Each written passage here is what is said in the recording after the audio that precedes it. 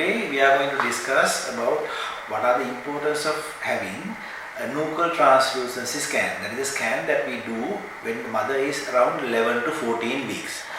The main reason of having NT scan or nuchal translucency scan is to screen for Down syndrome. Down syndrome is a genetic disorder where the baby is having additional chromosome in chromosome number 21. These babies are affected with developmental issues, mainly neurodevelopment. Their IQ is not going to be normal as same age person. Even at the age of 20, they have the mental age of 5. Therefore, it's very important any parent to know about the baby's condition very early in pregnancy, and then they can take rational decision. Unfortunately, at present, we don't have a law to terminate any pregnancy with this kind of genetic problem. But when you go outside Sri Lanka, even India, Maldives, even UK, if the baby is having Down syndrome, they are allowed to do termination of pregnancy because of this reason. But I think it's very important any parent to know about this condition and get prepared themselves to take care of this kind of babies in their life. In this nuchal translucency scan, what we are going to look at this scan is the fluid layer behind the baby's neck. Now it's very important you need to have a proper training for this scan, because where you need to get very tiny measurement behind the neck. If you take correct measurement, then you can interpret that measurement and you can give proper inference to the patient.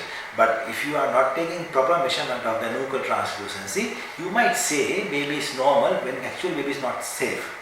And at the same time, you might even say baby is high risk, yeah, actually baby is not high risk. Therefore, it's very important you to have a proper training to acquire nuchal translucency, and then you to practice nuchal translucency. And then on top of nuchal translucency, we at the same time we look at whether the baby is having nasal bone. That means the bone of the nose. If bone of the nose is absent, it will indicate there's a possibility that baby could have the genetic problem. Moreover, there are other two ultrasound features we look at 11 to 14 weeks nuchal scan. That is the blood flow through a tiny vein to the heart, we call ductus venosus. Normally with Down syndrome babies, the blood flow through that tiny vessel is going to be very resistant. That also you can pick it up at that scan, and that will also add on to the risk category, and then you can calculate.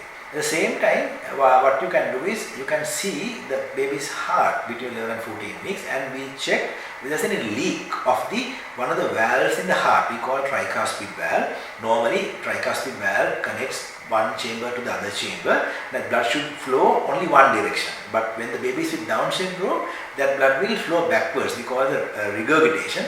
That also you can use as a marker to screen for Down syndrome.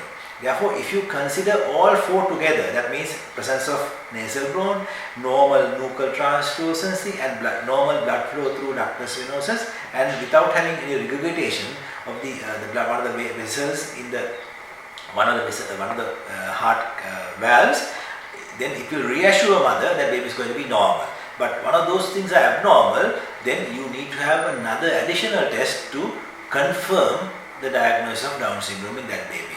That involves putting a needle in to the water bag and take sample of fluid around the baby and look for genes. Now, as I said earlier, to do proper nuchal translucency scan, you need to have a training plus accreditation. Because if you don't get the accreditation, you will not be able to use the specific software that has been sort of made to calculate risk for Down syndrome, and then you need to do annual audit of your findings, and you have to submit those audit findings to the organization in United Kingdom with the images, and then they will review your images and audit report, and they will renew your license or cancel your license. And if you don't have that license, there's no point doing nuchal translucency.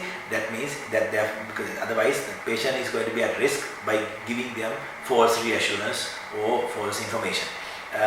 But therefore the trained people are less at the moment. There are few people can do, and few people having the accreditation. Therefore we can't offer this scan for everybody. But with time, we're being in the process of training our trainees to get this accreditation.